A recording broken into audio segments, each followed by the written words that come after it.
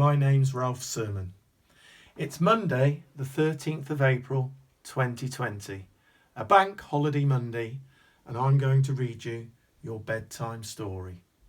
Rapunzel. Long, long ago, in a house that overlooked a beautiful garden, lived a childless couple. They prayed to God every day to bless them with a child.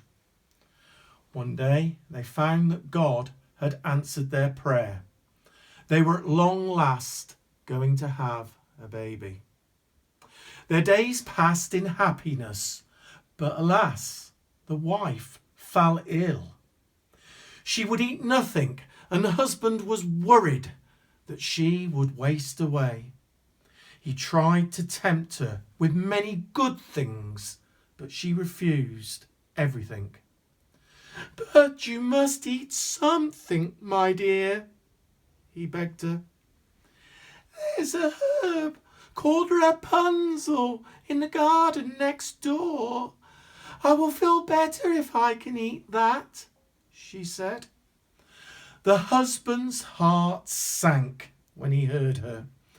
This garden was owned by a wicked witch who would let no one enter, but he loved his wife very much, and so with a pounding heart he decided to go into the garden at a time when the witch was away. One day, finding an appropriate time, he went into the garden. He had managed to pluck the herb, but as he was about to leave, the wicked witch came back. "You thief! How dare you enter my garden?" she screamed at him. She threatened to put a curse on him. He fell at her feet and begged, "Please don't curse me. If my wife doesn't eat this herb, she will die. She's going to have a baby. She's very ill." The witch stopped to think for a while. "I'll let you go on one condition. You will give me the baby after it's born." The poor man had no other way out but to agree. He took the herb to his wife, and miraculously she soon recovered and gave birth to a beautiful baby girl. But as per the agreement, the witch came to take the baby away. She took Rapunzel, for that's what she'd named her. She took her far away and locked her in the highest tower that you'd ever seen. The tower had no doors. The tower had no stairs. There was just one tiny window right at the top. The only person whom Rapunzel ever saw was the wicked witch. Rapunzel grew up to become beautiful, with pretty eyes, a beautiful voice, and her long golden hair grew long. It grew very, very long. All day long, whilst Rapunzel was alone, she sang to herself, but she also wept. Every day, the witch came to the tower with food. She stood at the bottom of the tower and shouted, "Rapunzel! Rapunzel! Let your hair down!"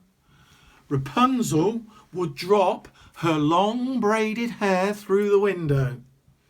The witch used the hair as a rope to climb up into the tower. One day a handsome prince was passing by and he heard her sing. He fell in love with her voice and, unknown to all, came to the tower every day to hear her sing. One day the prince saw the witch climbing up the tower using Rapunzel's hair. The next day, the prince too called out to Rapunzel, imitating the witch. "Lay down your hair," he said. The prince climbed to the top of the tower. After that, the prince came every night to meet Rapunzel. Alas, the witch soon discovered the prince with Rapunzel. She pushed him from the tower out into a thorny bush, making him go completely blind. She banished Rapunzel and the prince into a desert, separate deserts, far, far away from each other. Many years passed. The blind prince wandered alone until finally he reached the same desert as Rapunzel. He heard her voice singing, and he could follow the sound of her singing, although he was blind.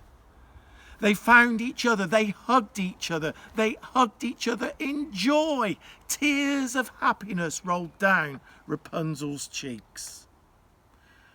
As her tears fell onto the prince's eyes, he regained his vision. The prince took Rapunzel to his kingdom, and they lived together happily ever after. Good night and sleep tight.